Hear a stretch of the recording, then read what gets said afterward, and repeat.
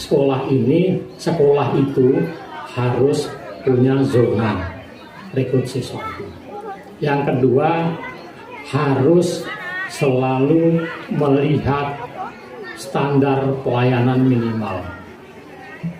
Kalau sekolah-sekolah negeri Bapak, itu kapasitasnya 30, kemudian dia terima 40, 50, 60, 70, dengan alasan banyak siswanya yang minat, kemudian dia belajarnya di berugak, belajarnya kemudian di teras, belajarnya menggunakan lab, itu jauh dari standar pelayanan minimal Pak. Sekolah swasta kolab Pak, caranya begitu Pak. Pasti kolab Pak. Sekarang SD saja sudah ada SD IT Muhammadiyah kolab Pak. SD IT Imam Bukhari kolab. Saya tidak ngomong di tingkat SMA, SMK. SMK itu udah berapa Pak Suwarli? SMK Kesehatan Pak Dadi kolab, nggak punya murid. SMK Pariwisata yang ada di Lepuk kolab, nggak ada muridnya.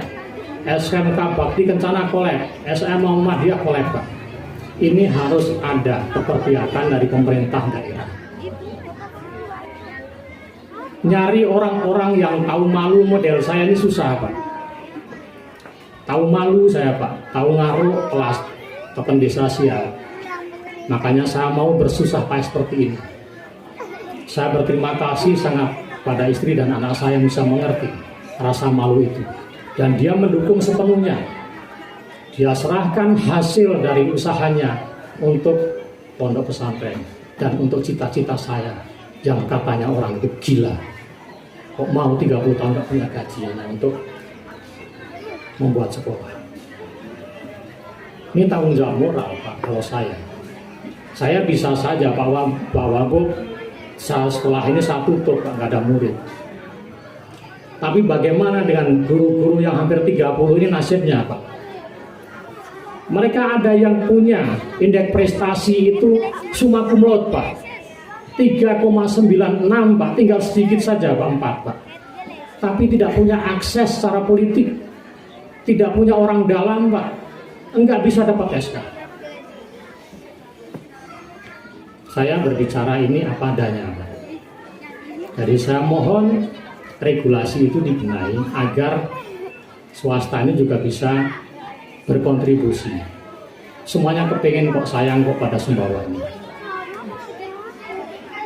Dan perlu sampaikan Pak, tahun pelajaran ini masuk TK, RA, SD, SMP Kalimati gratis Pak. Biar sudah.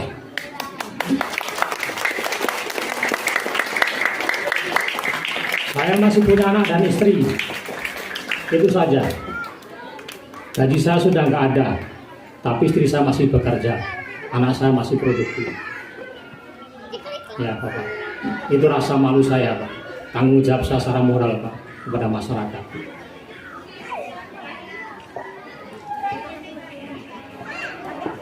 Jadi Pak, kembali, nama Sunan Kalimati itu bukan saya ngasih. Ya, itu apresiasi dari leluhur dan guru saya terhadap apa yang saya niatkan. Mungkin saya sudah berserah diri, mati besok pun oke, ya sudah nggak punya apa-apa. Apalagi yang saya mau banggakan dalam diri saya nggak ada. Kalau saya mau pulang itu anak saya yang beli, Bapak mau pulang, ya saya belikan tiket. Oh ya, kapan Bapak mau kembali? Ya nanti kapan-kapan. Kalau saya udah Jawa itu, kapan Bapak kembali? Ya kapan-kapan. Pak, ini saya belikan tiket, Bapak pulang. Itu Pak. Saya mengadu kepada Bapak bukan untuk meminta Pak Wagub, karena saya tidak mau menjadi orang yang meminta-minta. Saya kepengen menjadi pesantren yang mandiri. Tapi saya berharap dengan bahasa saya yang apa adanya ini, tentu Bapak selaku pejabat bisa memahami nasib kawan-kawan kami. Kalau saya ya sudahlah gitu. Tinggal sebentar juga pensiun. Parlia, udahlah gitu. Tapi kawan-kawan kami ini yang 30-an, kemudian kawan-kawan kami yang di sekolah-sekolah swasta yang lain yang masih banyak memiliki harapan hidup lebih banyak untuk berbuat demi kebaikan dan masa depan KSP.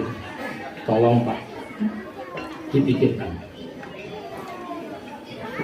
Bapak, Ibu, yang terkait dengan Sunan Kalimati selesai, saya akan berbicara tentang satu hal, yaitu tentang apa yang saya namakan dengan Sabta Karsa. Sabta Karsa itu the seven principle of the Islamic Kalimati Islamic Boarding School. Jadi kita membangun sesuatu itu harus punya dasar-dasar pemikiran, dan itu adalah prinsipnya. Tapi saya akan bahas cuma 2 hal saja, Pak. Ada 7, yaitu tentang badan pembina, kemudian masalah mutu pendidikan dan kurikulumnya seperti apa, kemudian sarana prasarana, kaderisasi sudah kita lakukan Pak, itu Pak. Jadi saya bukan hanya membiayai ini, tapi saya juga berusaha menyekolahkan anak yang pintar di sini untuk kita kaderisasi, gitu. Itu juga mengurangi beban dari Pemkab, kan harusnya kasih beasiswa, saya sudah sekolahkan. Pokoknya sudah curang-curang udah kadung basah ya. Jadi Pak Hajat bisa jadi sunan kalau mau begitu Pak. Serahkan semua gajinya Pak, semua kan hartanya, bisa jadi sunan. Pak Duri juga begitu ya, jadi sunan bisa gitu. Sunan itu mengikuti sunnah Rasul. Rasul itu meninggal juga nggak punya apa-apa, itu saya ikuti Pak. Katanya kalau masuk Islam itu harus secara kafah, secara menyeluruh, jangan setengah-setengah. Ya udah, begitu saja. Karena saya sudah kemana-mana nggak mendapatkan ajaran yang benar, Islam ini yang benar, ya sudah saya bela sampai mati. Gitu loh, dengan apapun saya pertahankan.